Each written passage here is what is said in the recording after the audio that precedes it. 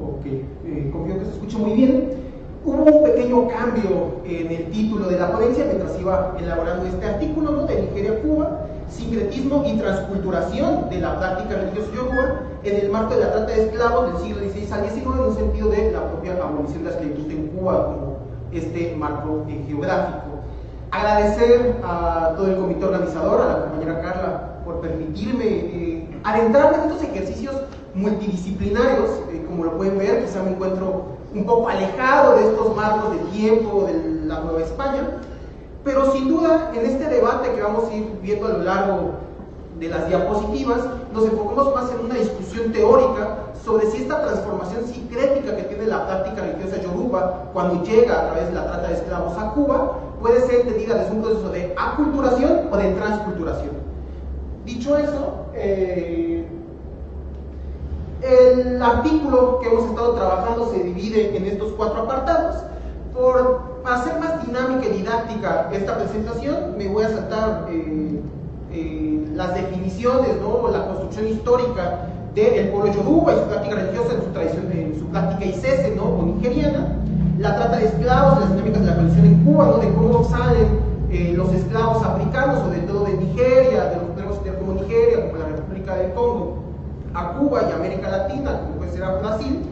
Y por último, Cuba y la transculturación de la práctica religiosa de ICESE a la santería afrocubana, que ahorita vamos a dar ciertas definiciones.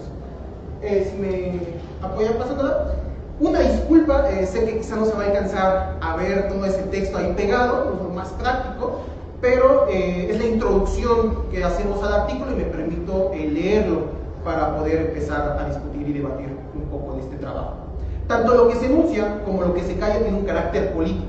Al posicionarnos en este trabajo situado en el marco de la trata de esclavos provenientes de África, América, en los siglos XVI al XIX, debemos tener presentes, como bien nos lo indica Lina Cáceres, que los vacíos, silencios, ausencias en la memoria histórica no son inocuos, todo lo contrario, fueron llenados con estereotipos.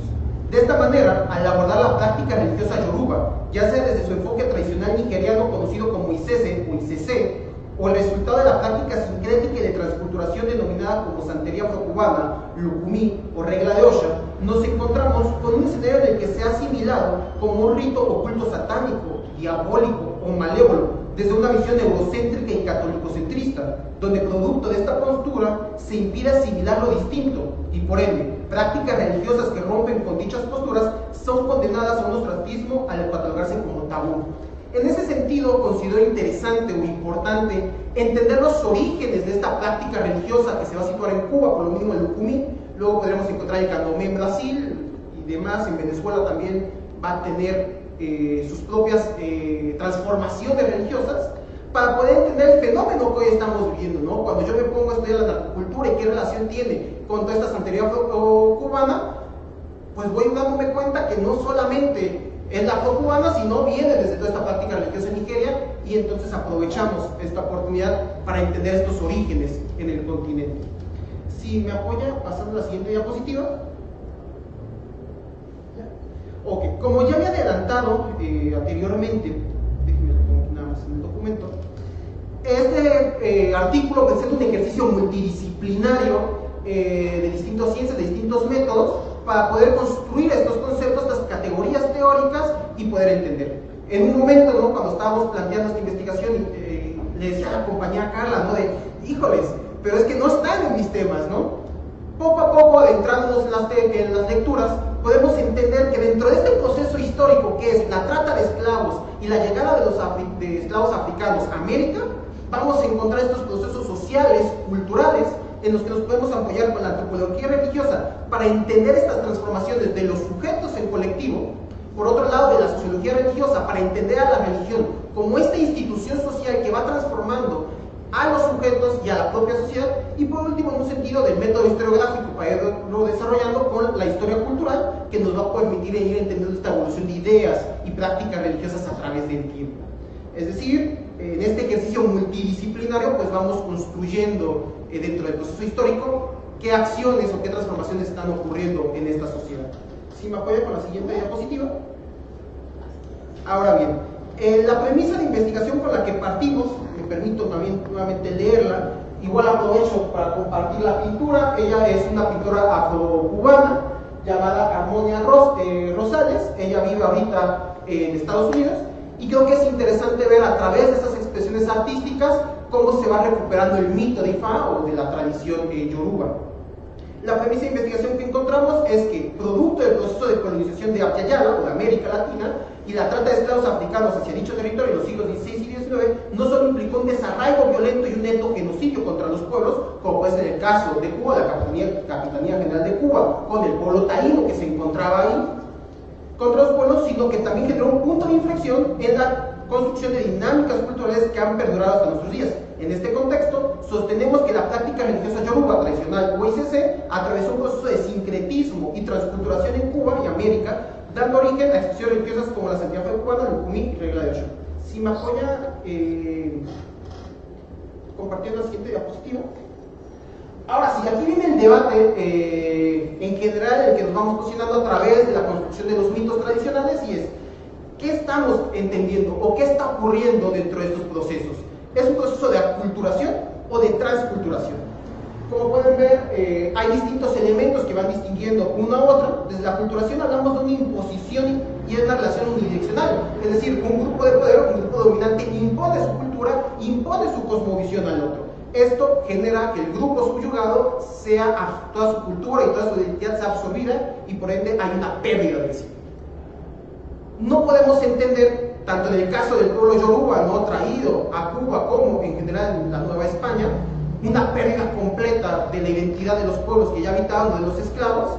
a través de las prácticas, si podemos identificar prácticas sincréticas. En ese sentido, entender la transculturación como un intercambio bidireccional, donde ambas culturas se complementan y hay pérdidas de los elementos y reposición de los otros, nos permite entonces utilizar esta categoría como la transculturación para decir: no hay solamente una imposición, sino hay una relación bidireccional de ambos, porque a pesar, como diría Fernando Ortiz, antropólogo cubano, Fernando Ortiz, el antropólogo cubano, no podemos entender solo la culturación si permiten, a pesar de las dinámicas evangelizadoras de los esclavos africanos, que los cultos se mantengan y se sostengan a pesar de estos. Entonces, si me apoya con la siguiente diapositiva. Aquí. Y para ello, entonces, el mejor estudio de caso que podríamos encontrar, o que yo encontré, fue encontrar la similitud o el sincretismo entre la Virgen de la Caridad del Cobre, que es la patrona de Cuba, ¿no?, y el orisha, ¿no?, o el santo, si lo traducimos, ¿no?, que es Oshun. Nuevamente, la obra es autoría de esta pintora cubana. Y es curioso entonces cómo el rito o la tradición